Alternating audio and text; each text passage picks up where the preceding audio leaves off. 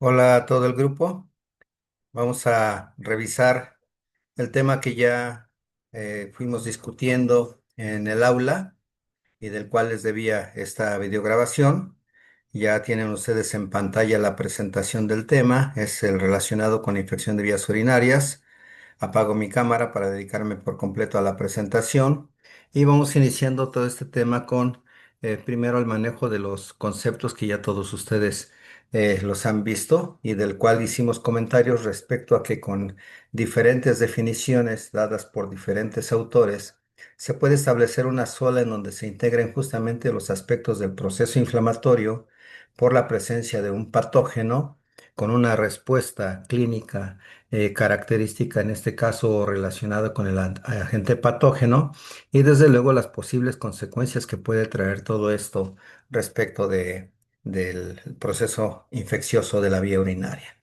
Algo que es muy importante y para poner en contexto es justamente el contextualizar la importancia del tema. Sabemos que las infecciones de vías urinarias se han contemplado dentro de las primeras 10 causas de morbilidad, sobre todo en niños y adolescentes, además de ser la segunda causa más frecuente de infecciones bacterianas en la infancia.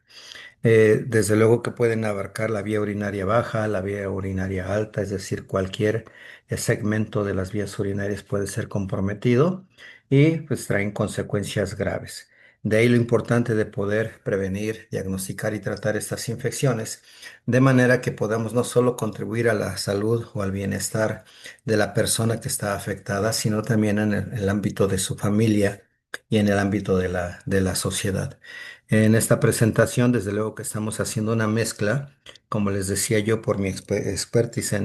en casos pediátricos, de, to- de todos modos, como parte de la formación de ustedes como estudiantes,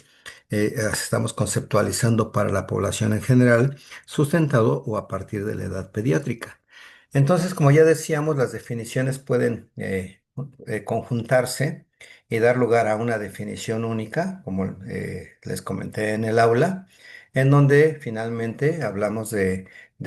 las consecuencias de una presencia de patógenos en la vía urinaria con una respuesta inflamatoria también del uroepitelio y la sintomatología que habitualmente llega a manifestarse. Entonces vamos a establecer dentro de todo este concepto una parte que es más bien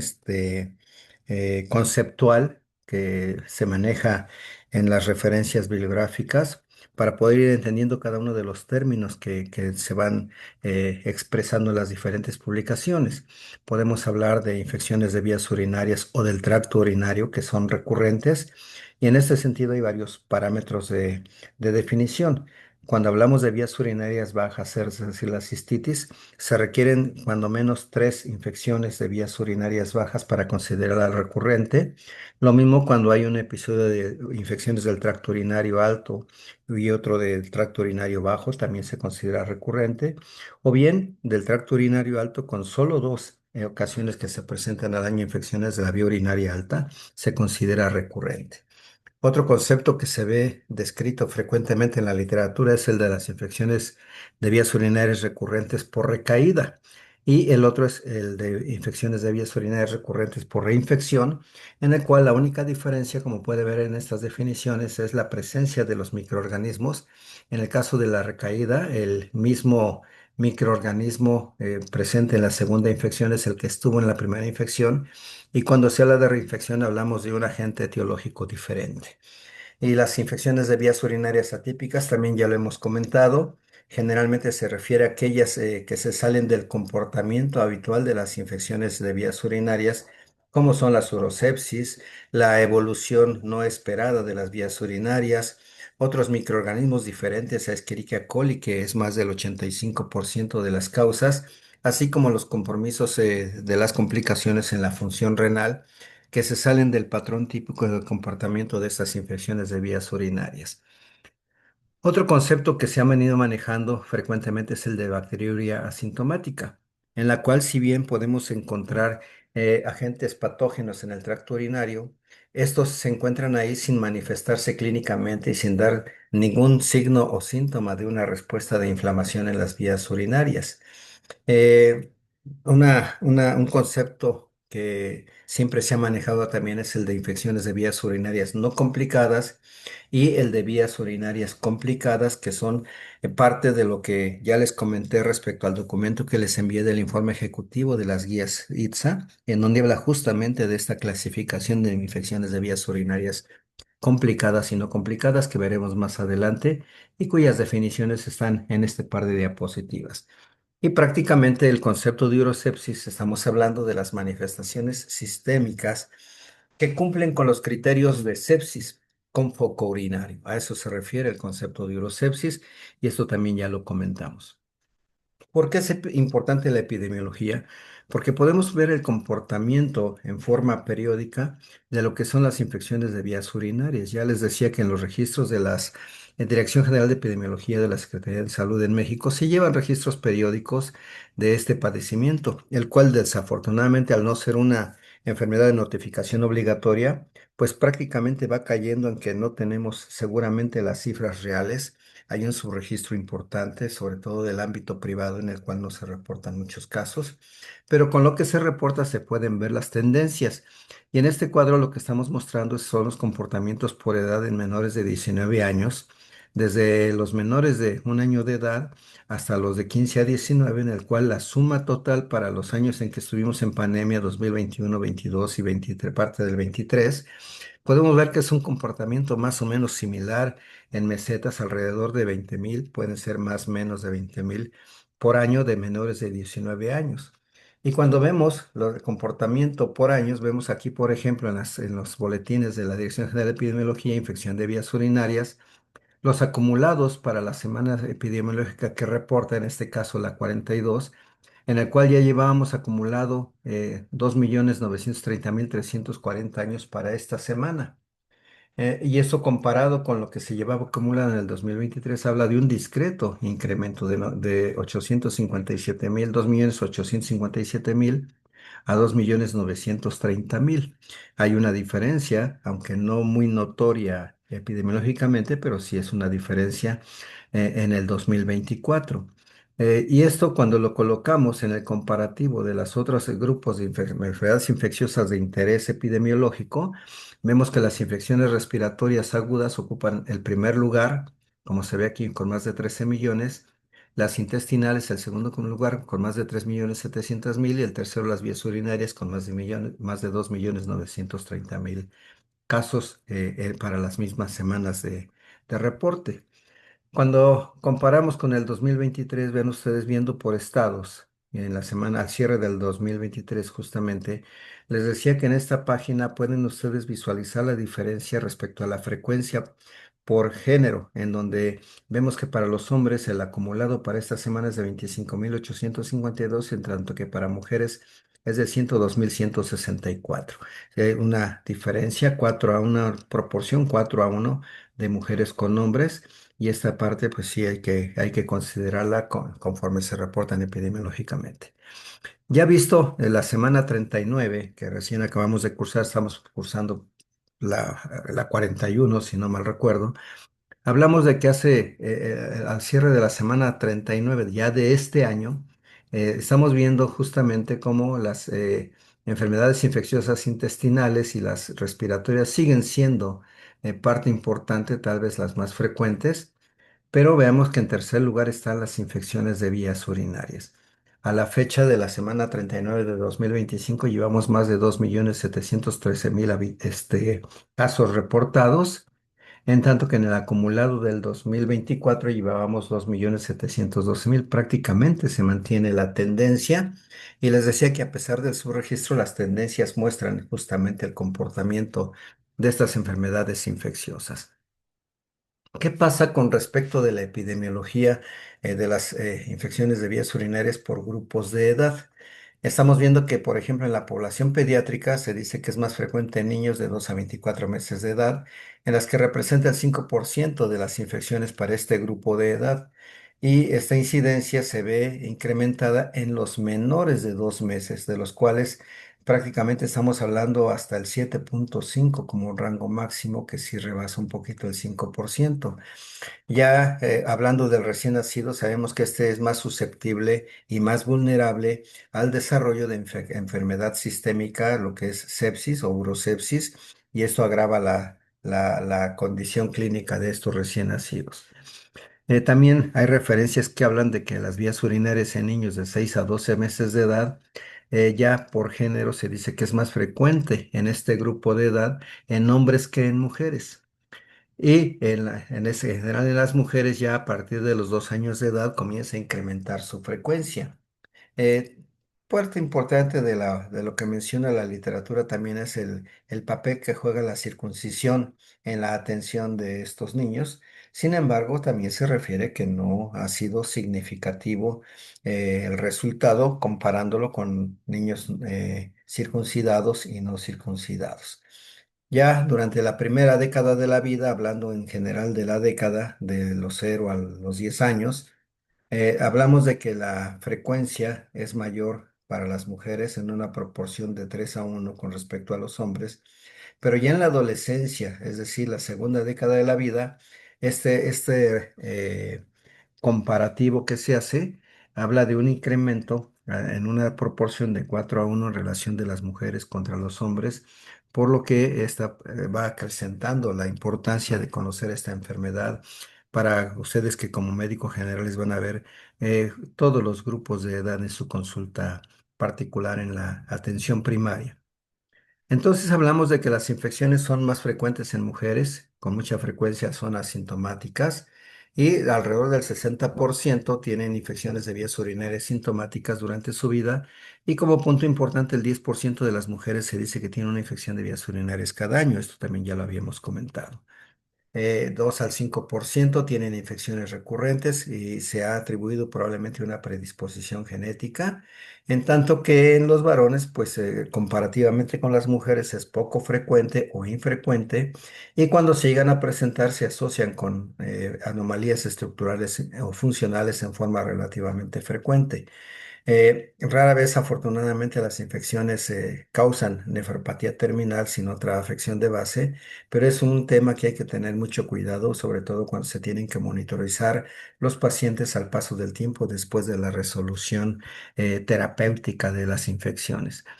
Como ya habíamos comentado, la causa más común de estas infecciones es Escherichia coli, se dice que más del 80% es la más común y ahí le siguen otras enterobacterias. Hemos hablado de Proteus, hemos hablado de Klebsiella, algunos enterobacterias y algunos otros oportunistas que pueden presentarse según sean las condiciones subyacentes de salud en los pacientes que tienen infecciones de vías urinarias. Aunque es raro encontrar gran positivos, sobre todo en la población, digamos, sana, habrá algunas personas que tienen factores de riesgo que involucran compromiso inmunológico, procedimientos invasivos, entre otras circunstancias, lo que puede incrementar la posibilidad de que algunos gran positivos, como los que están aquí anotados, se vean contemplados en la casuística. La vía por la cual llegan los agentes, pues habla de dos mecanismos. Uno es en la vía ascendente, a través de la colonización primaria desde la entrada de las vías urinarias, y la otra es la diseminación hematógena que ocurre mucho, sobre todo en recién nacidos y en lactantes menores. Desde el punto de vista de su fisiopatología, ya lo hemos comentado, lo comentamos en el aula en la cual nos detuvimos un poco, y simplemente es para recordarles que siempre deberá considerarse la interacción microorganismos-pedero, incluso desde los niveles de patrones moleculares que ya hemos referido como PAMS, DAMS, en los cuales los atributos de virulencia de los agentes patógenos van a interactuar con las células, en este caso del uroepitelio, para comenzar a condicionar la respuesta inflamatoria posterior a un sistema de transducción de señales originado por esa interacción ligando-receptor en la superficie de las células a través de los receptores Toll-like, en donde ya sabemos que después de todo este proceso se viene toda la respuesta inflamatoria de la vía urinaria, en donde pueden participar diferentes componentes en este caso estamos ejemplificando en este cuadro la Escherichia coli patógena, que se relaciona mucho con pielonefritis, y los tipos de adhesinas que puede expresarse, fimbrias tipo 1, fimbrias P, que son las que más se relacionan con pielonefritis y con bacteremia, pero también pueden participar otras como las fimbrias S, las tipo F1C, las fimbrias G, las fimbrias M, las fimbrias de tipo 3 y la familia DR. Entonces, todas estas, cuyas, digamos, secuencias genéticas ya se conocen y aquí están descritas, van a tener un receptor específico para cada una de ellas y una vez establecida la interacción de la adesina con el receptor, desde luego las características que va a tener como consecuencia de esta adhesión. Perdón. Y también comentamos acerca de cómo todo este proceso del resultado de la inflamación como consecuencia de la interacción de los atributos de virulencia que están aquí expresados en la lámina con los receptores que se expresan en la superficie de la célula, entre los cuales ya también lo hemos comentado muchas veces, los CD14, los receptores TOLR4 pueden generar el complejo que va a ser el iniciador de todo el sistema de transducción de señales, la participación del factor de transcripción nuclear para la elaboración, más bien para la regulación de todos aquellos mediadores de la inflamación, citocinas inflamatorias, la ruta de prostaglandinas, etcétera, y todo este proceso inflamatorio que puede traer como consecuencia los diferentes procesos inflamatorios que se dan según sea el nivel de la vía urinaria, desde la vía urinaria baja hasta la vía urinaria alta y las posibilidades de bacteremia que se pueden dar y como consecuencia también la cicatrización que se deja como consecuencia de estos procesos inflamatorios. Entonces hablamos por una parte, hablando del hospedero, de los mecanismos de defensa que el propio tracto urinario tiene para evitar ser colonizado por bacterias, en este caso patógenas.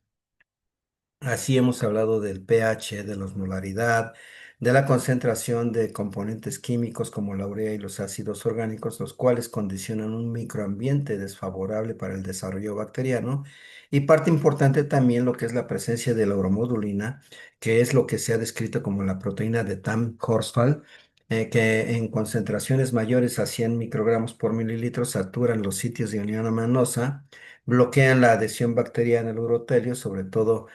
por bacterias que tienen un sistema de carbohidratos que favorecen la adhesión, como aquellas que expresan el pili tipo 1. Ya en forma general,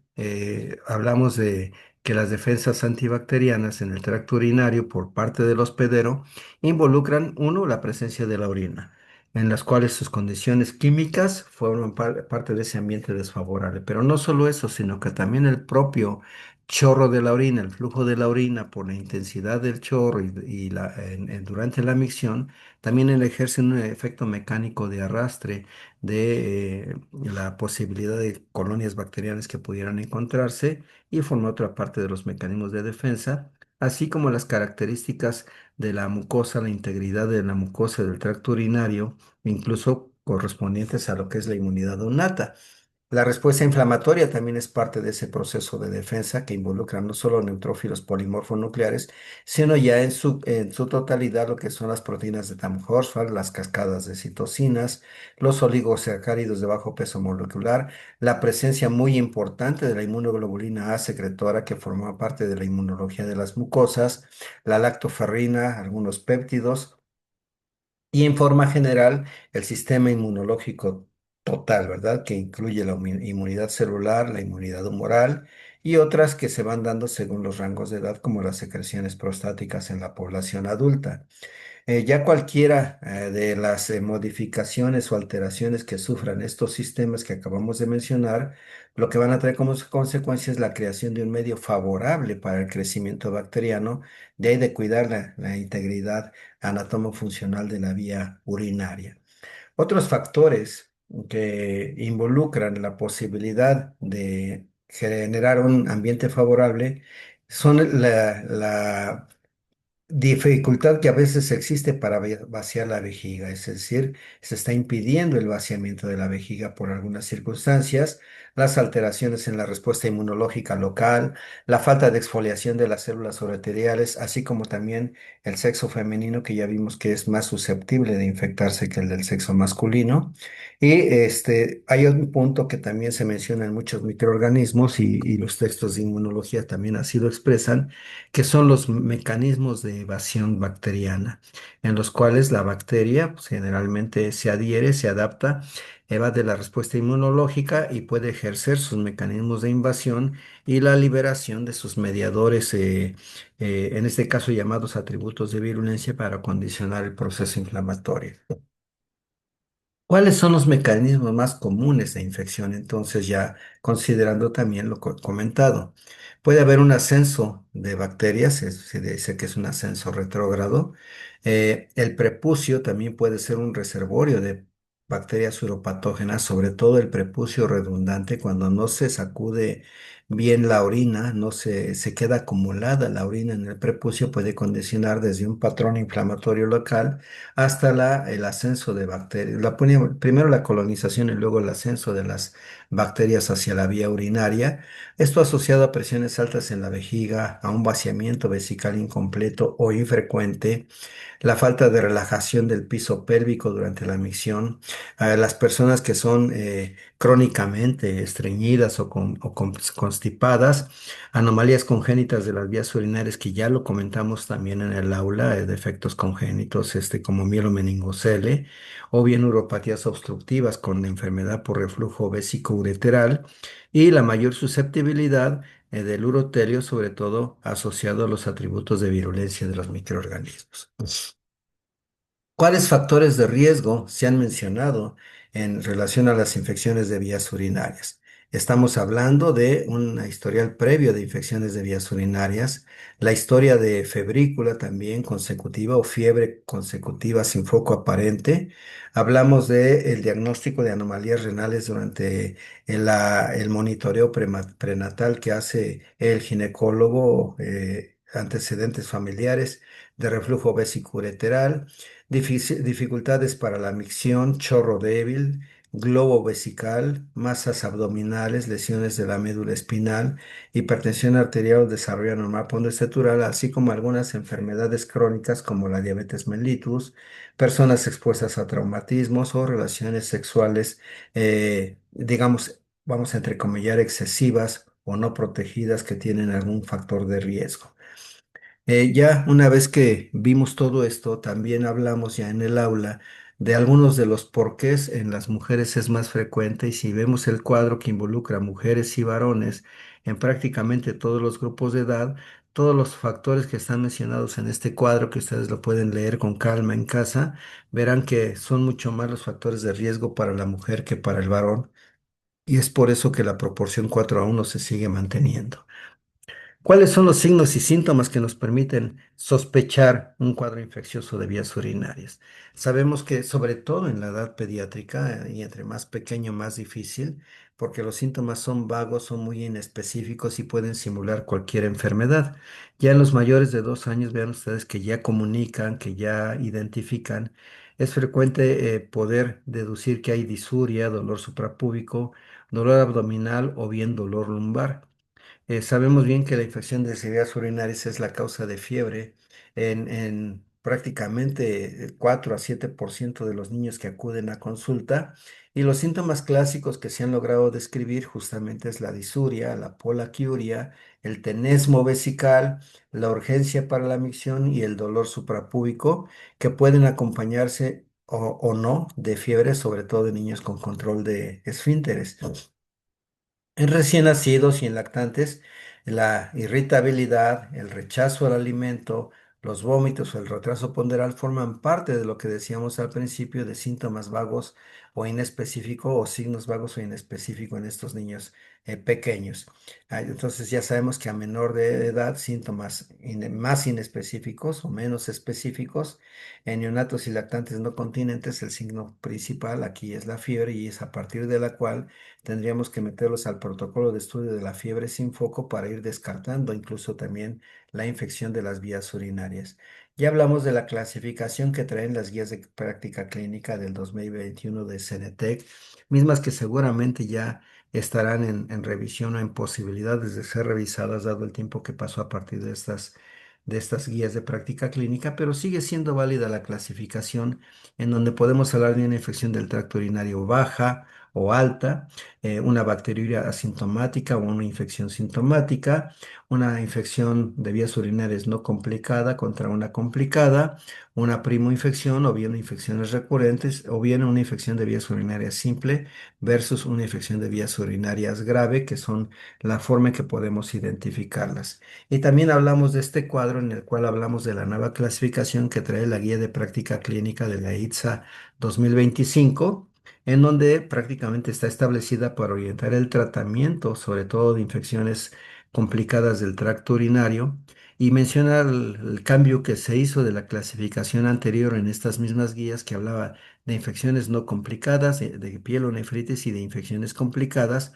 estableciéndolas ya solamente en dos rangos, en el de infecciones no complicadas circunscritas a la vejiga y las infecciones complicadas que ya pueden involucrar más allá de la vejiga, en los datos de pielonefritis, datos de sepsis o de bacteremia, que son cuadros febriles de infección de vías urinarias con estas manifestaciones, las infecciones asociadas a catéter y, aunque no incluye en esta guía las prostatitis, también las ubica en este rango de clasificaciones. Entonces, ¿de qué estamos hablando cuando hablamos de las guías destinadas a guiar el tratamiento de las infecciones de vías urinarias complicadas? Hablamos primero de la presentación clínica que establecen en este cuadro, en donde hablan de síntomas que sugieren una infección que se extiende más allá de la vejiga o además de la vejiga. Hablamos de fiebre, manifestaciones de infección sistémica, es decir, sepsis, manifestaciones clínicas como es el dolor en el costado o la sensibilidad del ángulo costovertebral. Hablábamos del signo de Giordano o la búsqueda de manifestaciones en puntos ureterales de lo que pudiera ser un proceso inflamatorio de la vía urinaria. La pielonefritis está contemplada en este cuadro y la infección urinaria con síntomas sistémicos que están asociados a cateterismos o a otros eventos o procedimientos que son invasivos de la vía urinaria, que también se contemplan aquí, y los grupos de población de pacientes en los cuales pueden tener un catéter urinario permanente, a lo mejor son portadores de vejiga neurógena, o bien de procesos obstructivos o manifestaciones de retención urinaria que se están asociando a la infección de las vías urinarias o son la causa subyacente. Y algo que es muy claro con estas guías es que no contemplan, no se aplica lo que se está diciendo aquí a la prostatitis bacteriana, a la epididimitis, a la orquitis, mismas que serán revisadas en otro capítulo. En relación al cuadro de infección de vías urinarias no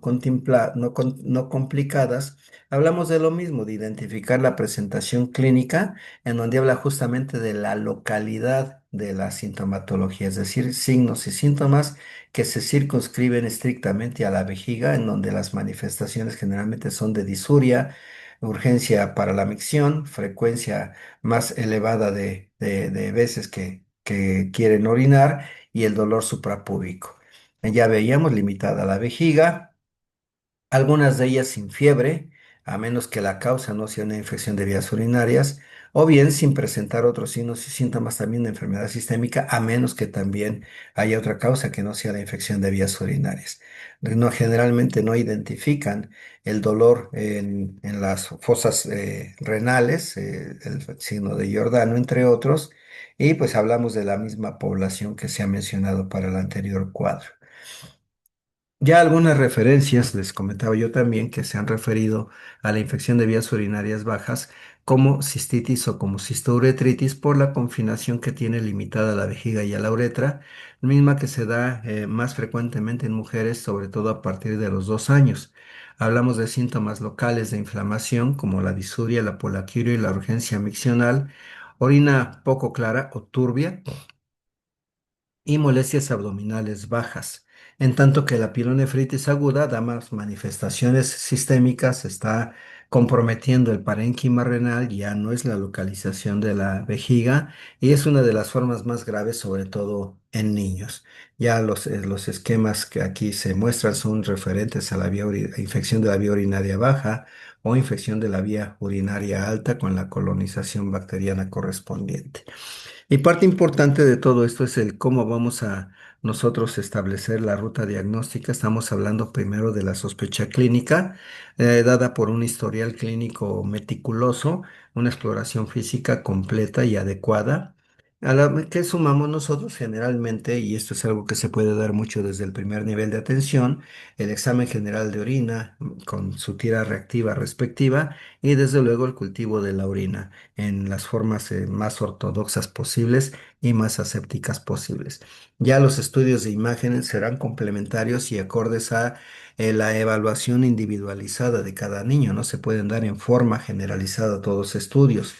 Y como les he dicho en clase, de lo simple a lo complicado o de lo más simple a lo más complicado y de lo menos invasivo a lo más invasivo. Y eso será en una toma de decisiones con criterio que se debe hacer en cada uno de nuestros pacientes. Entonces estamos hablando del ultrasonido, de vías urinarias, de los gamagramas renales, en este caso con el DMSA, que es el ácido dimercaptosuccínico, que para fines prácticos es más fácil recordarlo como DMSA,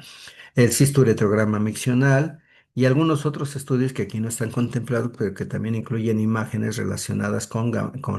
tomografías o con resonancias magnéticas, dependiendo de lo que en el caso del paciente se esté tratando de evaluar.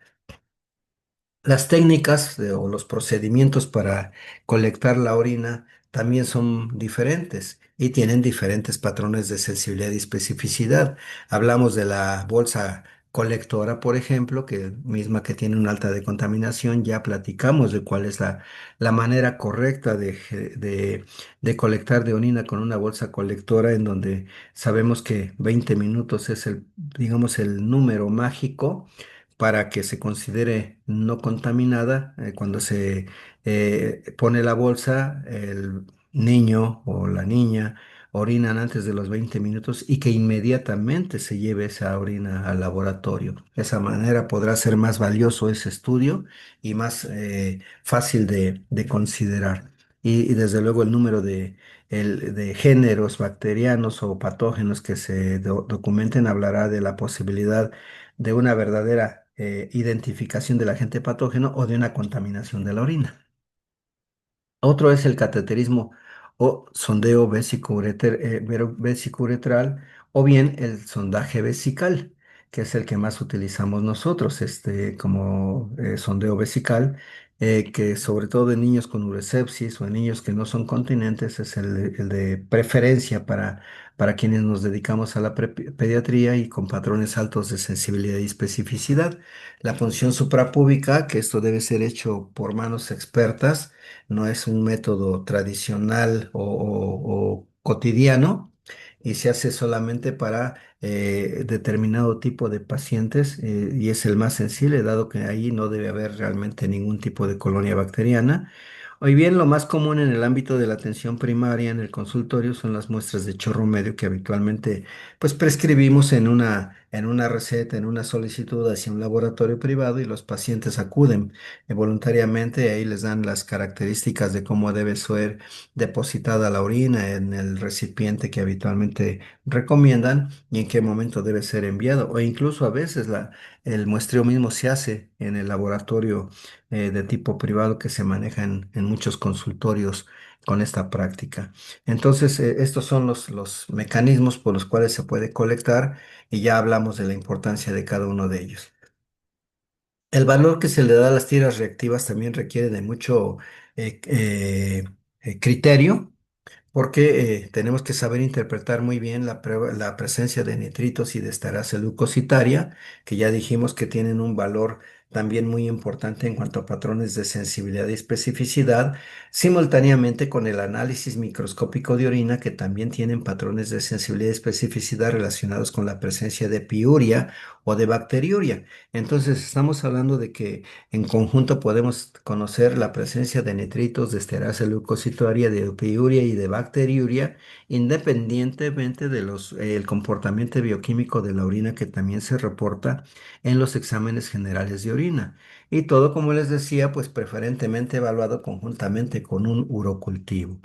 En el cuadro lo que les mencionaba yo ahí en el aula es el saber utilizar estas cintas reactivas con el código de colores que trae en su parte externa el frasco donde vienen las cintas reactivas, en donde cada color representa un parámetro a medir, entre ellos, entre todos ellos, la presencia de nitritos y la presencia de esterasa leucocitaria. También mide pH, también mide la osmolaridad de la orina, también identifica la presencia de sangre y de otros elementos que conforman parte del comportamiento bioquímico de la orina. Pero estamos hablando de los que miden esa actividad inflamatoria asociada a un proceso infeccioso y se dice que la presencia de nitritos y esterasa leucocitaria, positivos ambos, pues ya nos justifican el inicio del tratamiento, dado que por sensibilidad y especificidad hablamos de más del 80% de sensibilidad y una especificidad que va en rangos también muy amplios de 60 hasta 98%, en tanto que un valor positivo de nitritos con un valor negativo de esterasa habla de una probabilidad, y lo que se recomienda es justamente el tomar el urocultivo e iniciar tratamiento. Y aquí estamos viendo que estos dos parámetros justifican el inicio del tratamiento empírico. Cuando hablamos de nitritos negativos y la estiarasa leucocitaria positiva, hablamos de una infección dudosa, por lo que tendremos que seguramente reiniciar a lo mejor el protocolo diagnóstico o repetir los estudios para ver el comportamiento, corroborarlo y decidir si tiene o no la necesidad de iniciar un tratamiento. Y lo que sí es también muy bien definido, está muy bien definido, es la ausencia de nitritos y la ausencia de esterasa leucocitaria que se reportan ambos como negativos, la cual nos descarta la infección de vías urinarias. Y la referencia consultada para eso también está aquí anotada, la pueden ustedes buscar. ¿Cuándo se considera positivo o negativo según las unidades formadoras de colonias que se reportan en el urocultivo?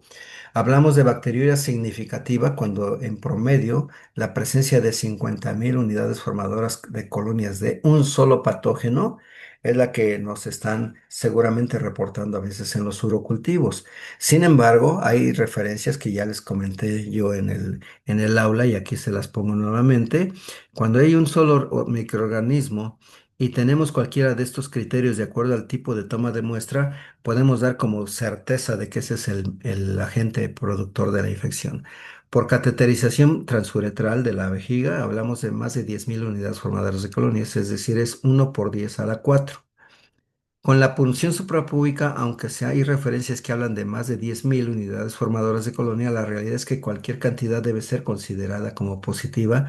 dado que el procedimiento generalmente se hace de manera aséptica, como si fuera con toda la tecnología, más bien con todo el rigor de un procedimiento quirúrgico, ¿sí? Con toda la parte, digamos, técnica del procedimiento, desde el lavado de manos, el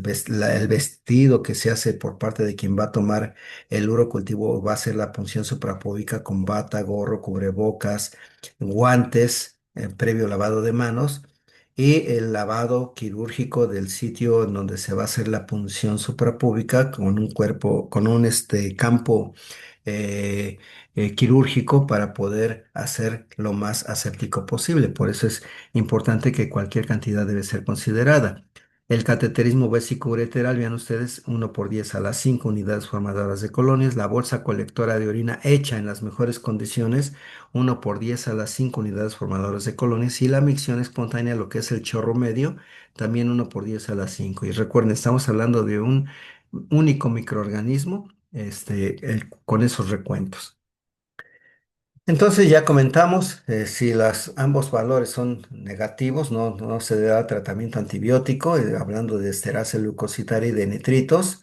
Sin embargo, se recomienda que enviar muestra para microscopía y cultivo cuando cumplan uno de estos criterios que se mencionan para niños, lactantes y niños con sospecha de pielonefritis aguda, lactantes y niños con riesgo intermedio alto de enfermedad grave, lactantes menores de 3 meses, lactantes y niños con un resultado positivo para esteroideasa leucocitaria o para nitritos, lactantes y niños con infección urinaria recurrente, lactantes y niños con una infección que no responde al tratamiento en las primeras 48 horas y cuando los síntomas clínicos y las pruebas con tira reactiva no se correlacionan, también habrá que mandar prueba para cultivo. Si la esterasa, a diferencia del primer renglón, si la esterasa o los nitritos o ambos son positivos, sí es recomendable comenzar tratamiento empírico con antibióticos previa toma de orina para envío para el urocultivo. Por eso mi recomendación con todos ustedes ha sido que ya que van a tomar una muestra de orina, aprovechen esa misma solicitud para que simultáneamente manden el examen general de orina y la solicitud de urocultivo para dar un valor completo y abreviar tiempos y evitar complicaciones en los pacientes con infección de vías urinarias. Ya los estudios de imagen, con los niveles de evidencia que reportan las guías de práctica clínica en México, que edita Cenetec, hablamos de pacientes menores de 2 años con una primera infección de vías urinarias febril. Es mayor el beneficio, este tipo de estudios, que en los niños mayores. Y en todo caso, sí se recomienda el ultrasonido como el estudio no invasivo más apropiado, aunque dependiendo de la valoración individualizada, en algunos de ellos podrá considerarse un cistograma miccional si es que se detectan anomalías en estos ultrasonidos.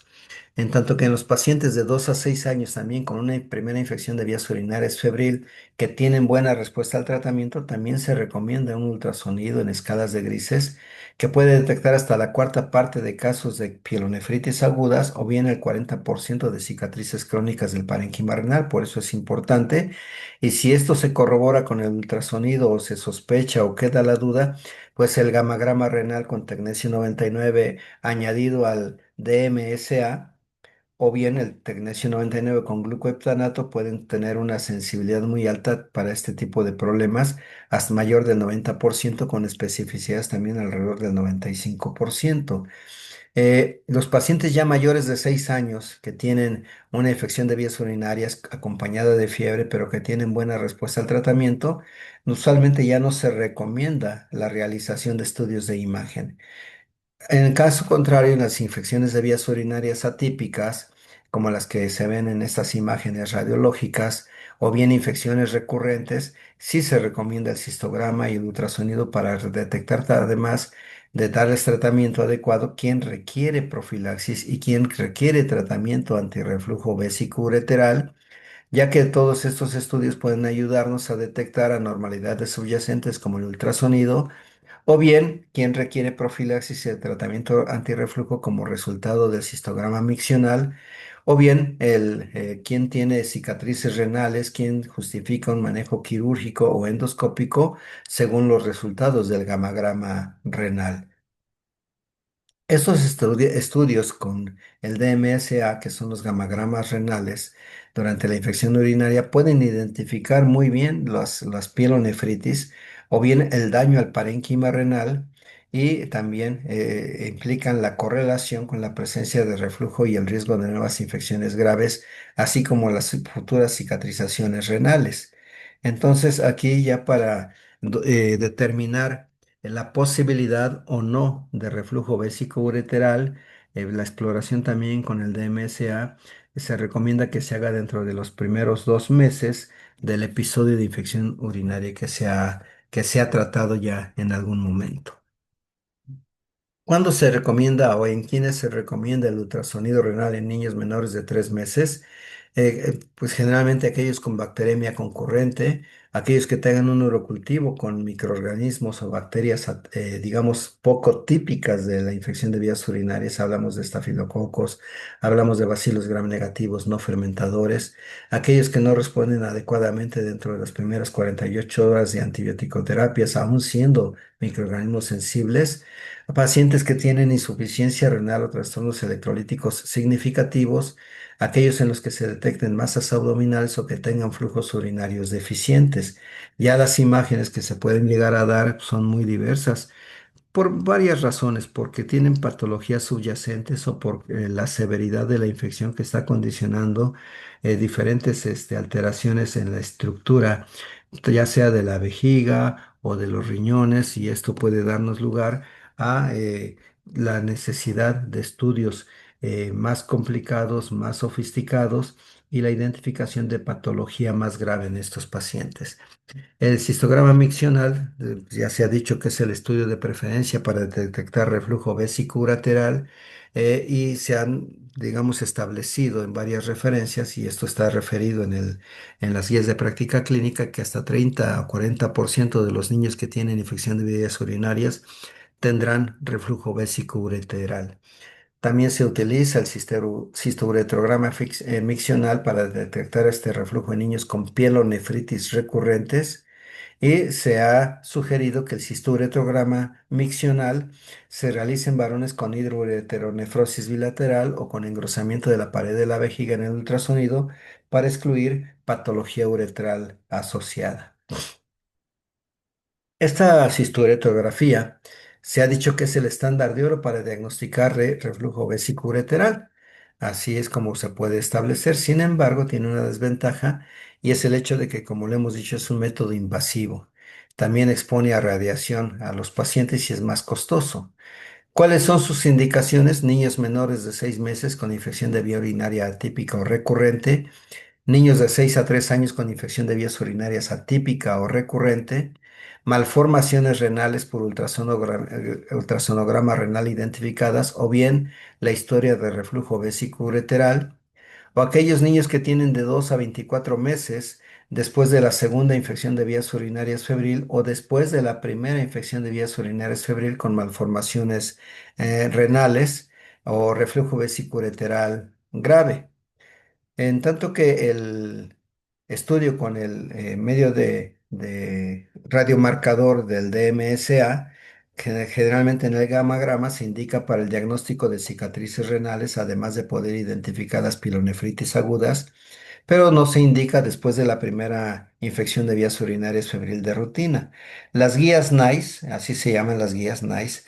mencionan que de 4 a 6 meses después de una infección de infecciones de vías urinarias recurrentes, no se debe incluir en las recomendaciones para realizar ese estudio, que por otra parte sí es muy sensible y da muestras de cuáles son las diferencias en la captación de los riñones para el radiomarcador. También les comenté que, si bien no somos urólogos y nuestro objetivo no es ser urólogos tampoco, pero sí debemos saber cuál es la clasificación de reflujo vesicoureteral en la que se puede considerar o no la quimioprofilaxis o la antibiótico profilaxis según los resultados del nivel del reflujo vesicoureteral. Se sabe que 20 a 30% de lactantes y niños entre 12 y 36 meses que tienen infecciones de vías urinarias presentan reflujo vesicoureteral. Y cuanto menor es el niño en la primera infección urinaria, mayor será la probabilidad de reflujo vesicoureteral, por lo que también en forma secuencial el ultrasonido y posteriormente el estudio para reflujo, que puede ser la cisturetrografía, pues pueden ayudarnos a establecer el nivel de reflujo. 5 grados de reflujo vesicoureteral, el primero de ellos que solo compromete uréteres, pero no llega al sistema pielocalicial. El segundo, que alcanza la pelvis renal, el reflujo, pero no dilata las cálices. El tercer grado, que habla de dilatación de los uréteres y la pelvis renal, con borramiento mínimo o nulo de los cálices. El grado 4, que ya justifica plenamente la profilaxis antibiótica, aumenta la dilatación, se oblitera el ángulo agudo de los fondos de saco de los cálices, ya estamos hablando del compromiso del sistema pielocalicial. Y el grado 5, que ya es una dilatación que hace que se pierda toda la arquitectura del sistema pielocalicial, así como del uréter. Y incluso también frecuentemente se nota la ausencia de las impresiones papilares, y el riesgo de lesión renal o de daño renal también se va incrementando conforme va incrementando el reflujo, incluso con la presencia de megauréteres, de hidronefrosis o de complemento o de compromiso renal completo. Esto es muy importante justamente para tratar de que ustedes tengan digamos, eh, pues el conocimiento de cómo debe desde un principio evaluarse un paciente que tiene una probable infección de vías urinarias y diagnosticarlo y tratarlo correctamente y evitar este tipo de complicaciones como se ven en las imágenes que aquí les pongo, en donde se aprecia la dilatación. En este caso hablan de una chica joven con infección recidivante de vías urinarias, en las cuales en la parte de la izquierda donde está el puntero láser hay un reflujo de grado 2, en tanto que en el riñón izquierdo hay un reflujo catalogado como de grado 3, ya que todavía se observan las cálices, pero la dilatación es muy notoria comparativamente con el riñón contralateral, siendo ambos de una misma paciente. O bien, en este caso en donde se reflejan reflujos grado 2 y grado 3 también, en un chico joven con infecciones de vías urinarias recidivante, el aspecto en masa inicial de cálicis y dilatación en el lado izquierdo de lo que es el uréter. Entonces, todo esto es visible en las urografías excretoras o en las cistouretrografías que se recomiendan cuando se sospechan estos casos. ¿En quiénes se indican las pruebas de imagen? Pues son niños que tienen alto riesgo por infecciones recidivantes o que tienen signos como chorro urinario débil o riñón palpable. Sabemos que el riñón no se debe palpar, no se puede palpar en condiciones normales. Los microorganismos poco frecuentes que son diferentes de la Escherichia coli, bacteremia o sepsis. La evolución clínica prolongada con ausencia de respuesta a los antibióticos en el lapso de las primeras 48 horas, la presentación infrecuente, por ejemplo, en niños mayores, o bien la dilatación o anomalía conocida en la ecografía prenatal de cribado del tracto urinario durante el control prenatal que se hacen en las mujeres embarazadas durante sus controles prenatales por el servicio de ginecobstetricia o por el imagenólogo que tiene experiencia en esto.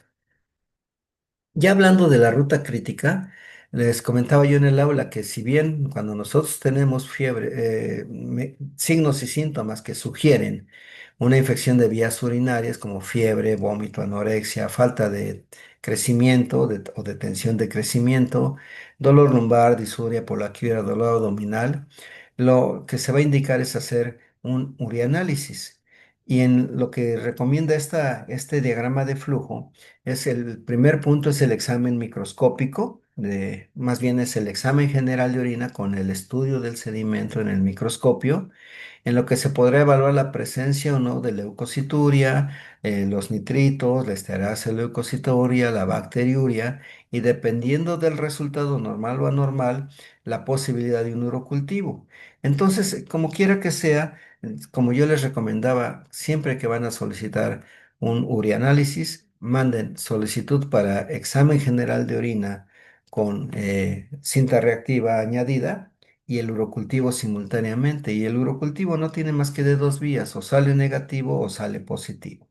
Si es confiable el urocultivo y sale positivo, pues hay que iniciar tratamiento. De hecho, desde antes de que se mande el urocultivo, se inicia el tratamiento empírico en espera de los resultados. Y si sale positivo, lo que se recomienda es completar el tratamiento si es que el aislamiento es de una bacteria para la cual se inició la cobertura empíricamente, o modificar el tratamiento si es otra bacteria que no es sensible al esquema que estamos utilizando. Pero es muy fácil este tipo de decisiones de acuerdo a cómo lo marcan las guías de práctica clínica en México. Y los tratamientos también ya están bien referidos. Hablamos de infección de vías urinarias no complicadas en mayores de 3 meses, en los cuales ya se puede utilizar trimethoprim sulfamethoxazol en dosis convencionales o nitrofurantoína también en dosis convencionales en zonas que no tienen riesgos de resistencia o bien tienen bajo riesgo de resistencias. Como segunda elección también una aminopenicilina o una cefalosporina de primera generación como las aquí mencionadas en dosis convencionales también, de las cuales ya hicimos el estudio correspondiente en el capítulo de antibióticos. Desde luego que pues, para iniciar un tratamiento antibiótico debemos regirnos por el patrón local que tenemos de susceptibilidades. Debemos conocer nuestra epidemiología en relación a la susceptibilidad de los microorganismos a los antibióticos que habitualmente manejamos, y sabemos que aquellos antibióticos que presenten porcentajes de resistencia mayores al 10 o 15% deberán ser evitados para no condicionar una falla terapéutica que prolongue la resolución del problema infeccioso. En menores de 6 años, ya de los 3 meses a los 6 años, se sugiere también el tratamiento con cefalosporinas orales de segunda generación. Aquí tenemos cefaclor y cefuroxime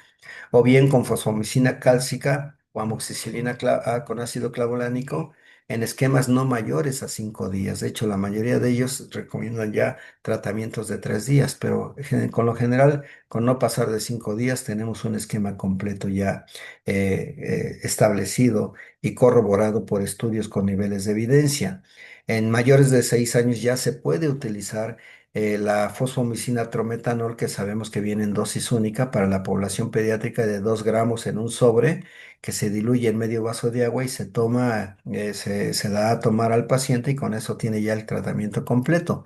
En tanto que en adultos vienen los sobres de 3 gramos que también diluidos en medio vasos de agua e ingeridos por el paciente, tienen ahí el tratamiento completo. Ya el tratamiento ambulatorio para una infección de vía urinaria alta como la pielonefritis generalmente se debe evaluar por el clínico, en este caso por el médico que está al tanto de la evolución y la capacidad de respuesta de sus pacientes y la calidad de los pacientes. Se podrán intentar con cefalosporinas orales de tercera generación y la recomendación es que la fosfomicina no se use como monoterapia en los casos de pielonefritis. Sería un riesgo de mala respuesta o de falla terapéutica. Para el tratamiento ya parenteral de estas pielonefritis, generalmente se recomienda añadir aminoglucósidos en dosis única diaria, generalmente asociados a un beta-lactámico. Sobre todo en menores de 3 años, sabemos que el esquema de tratamiento involucra ampicilina más un aminoglucósido, ya sea micacina o gentamicina en dosis convencionales de dosis única cada 24 horas. Y las cefalosporinas de tercera generación están indicadas para casos de urosepsis, meningitis, insuficiencia renal o antecedentes de daño nefrourológico, desde luego ajustados a la función renal, o bien que tienen daño óptico personal o neurosensorial en la rama materna.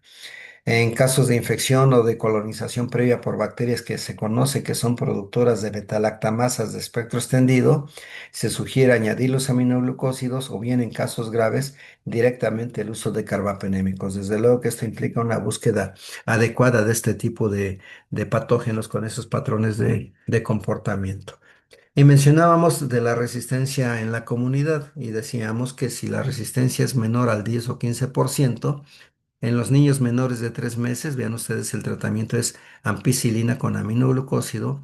entre tanto que en las complicadas, como la urosepsis, las infecciones sistémicas o graves, son las cefalosporinas de tercera generación, generalmente de aplicación intravenosa, con o sin la asociación también de un aminoglucósido ajustado a la función renal. Y en mayores de 3 meses que tienen el alto riesgo de infección por enterobacterias productoras de betalactamases de espectro extendido, pues podrá ser ya sea los antibióticos no betalactámicos y si tuvieron infección previa con uso de antibióticos dentro de los 30 días previos, sí podrá utilizarse algún antibiótico betalactámico, pero que tenga cierta estabilidad ante estas betalactamases de espectro extendido. Si nosotros consideramos el sitio alto o bajo de la infección de vías urinarias, estamos hablando de cistitis o de pielonefritis. El tratamiento puede ser en promedio para las vías urinarias bajas de 3 días con antibióticos orales y el cuadro de medicamentos pues es amplio. La nitrofurantoína, mismo trimetoprim, sulfamethoxazol, amoxicilina, cefalexina, fosfomicina, la convencional, no hablo en menores de 6 años, la convencional en mayores de 6 años, la fosfomicina trometanol puede ser una opción. En tanto que la pielonefritis, las vías de administración pueden ser orales o intravenosas. En el caso de las vías orales, hay que completar el tratamiento de 7 a 14 días cuando hay mejoría dentro de las primeras 48 horas. Y posteriormente podrá valorarse el cambiar a un esquema con una cefalosporina oral de tercera generación tratándose de pielonefritis. Y en los intravenosos igual, una vez que respondieron bien en las primeras 72 horas, se podrá considerar también una cefalosporina oral e incluso el manejo ambulatorio en caso de una buena respuesta al tratamiento de las primeras 48 o 72 horas. ¿Cuáles son las recomendaciones para el tratamiento inicial? Ya comentábamos que en el Mandel ya viene los esquemas para bacilos gram negativos, para cocos gram positivos o gram negativos, o cocos gram positivos en cadenas o racimos, para mujeres no embarazadas o varones, o para mujeres embarazadas, para cistitis no complicadas, para cistitis complicadas, y con las dosificaciones que habitualmente se recomiendan para la vía oral o para la vía parenteral, mismos que ustedes pueden consultar rápidamente en su libro de Mandel o en esta tabla que aquí les acabo de poner. Respecto de la profilaxis, es muy importante mencionar que los antibióticos profilácticos, su objetivo es disminuir las recurrencias de las infecciones de las vías urinarias en niños con o sin reflujo, además de reducir los defectos parenquimatosos, es decir, las lesiones o cicatrices renales. Los antibióticos profilácticos durante 1 a 3 años son más eficaces que el placebo para reducir el daño nuevo o progresivo que se puede visualizar en las exploraciones con el DMS a niños con reflujo. En ese sentido, la nitrofurantoína es menos propensa a causar resistencia. Esto también ya se los había comentado y por lo tanto es superior incluso a otros antibióticos. Eh, Según los niveles de evidencia que reportan las guías de práctica clínica, se establece que el concepto actual considera la profilaxis antimicrobiana para niños con infecciones de vías urinarias febriles frecuentes, independientemente de la presencia de anomalías del tracto urinario, y se ha considerado por algunos autores la profilaxis también para niños con reflujo vesicoureteral grado 4 o 5, o bien anomalías urológicas importantes después de una infección de vías urinarias. Desde luego que esto implica discusiones colegiadas para establecer conjuntamente con los padres las ventajas del tratamiento. La profilaxis continua con nitrofurantoína en dosis bajas está muy bien demostrada, así mismo que con trimethoprim, en dosis de 1 a 2 microgramos por kilo para la nitrofurantoína o de 2 miligramos en base a trimethoprim para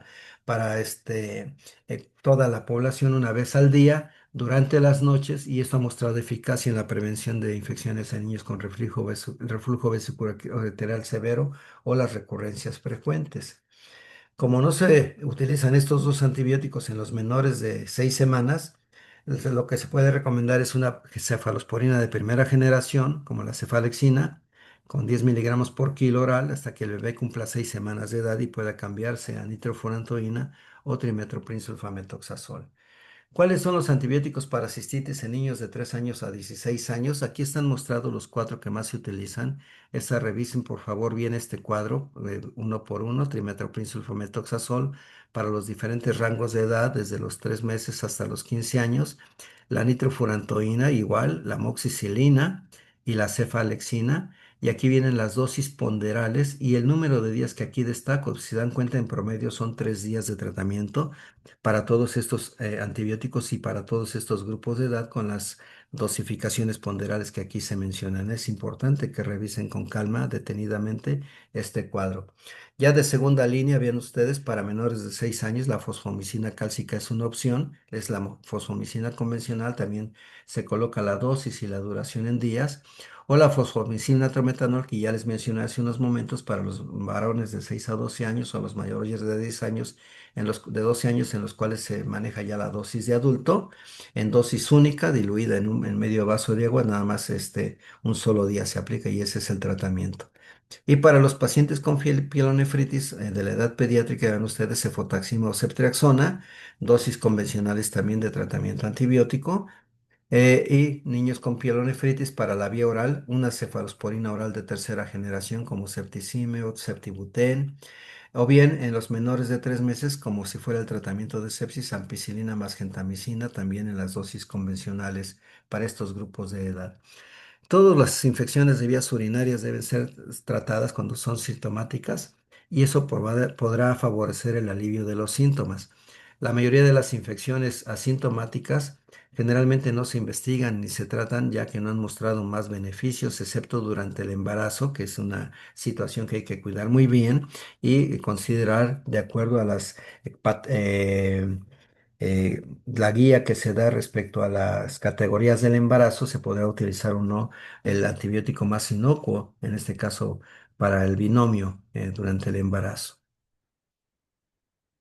La prevención, desde luego, sin antimicrobianos, generalmente dirigida a reinfecciones y a reducción de factores de riesgo, es evitar el empleo de geles con espermicidas, los sondajes, el uso de estrógenos derivados de arándanos y probióticos en fase de investigación. También es una posibilidad. Se sabe que los arándanos eh, establecen la posibilidad de una mejor respuesta antiinflamatoria ante los problemas infecciosos de vías urinarias, pero sin embargo, pues todo esto está en investigación y no se ha mostrado realmente la evidencia completa del beneficio de los arándanos.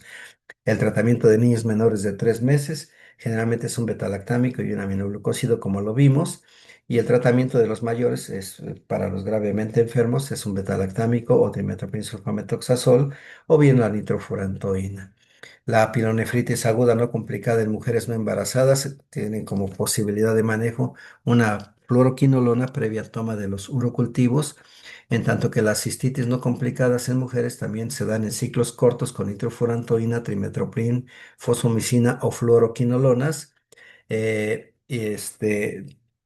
Previa toma del urocultivo, se ha establecido muy bien que el tratamiento de infecciones de vías urinarias preferentemente es con nitrofurantoína y la fosfomicina como opciones en cistitis. Las recidivas generalmente requieren tratamientos más prolongados y es posible una infección del tracto urinario complicado o prostatitis, por lo que habrá que considerar la ampliación del estudio de extensión de estos procesos infecciosos, en tanto que las reinfecciones pueden ser autotratadas por episodios o prevenidas con empleo de profilaxis con una dosis en la relación sexual o una profilaxis a largo plazo. Y este último cuadro que ya los comenté con ustedes, ya no me voy a detener tanto, se los comenté básicamente que viene establecido de manera digamos, por abecedario, según las letras del abecedario, no es un orden que se da de esta manera, no por importancia, sino por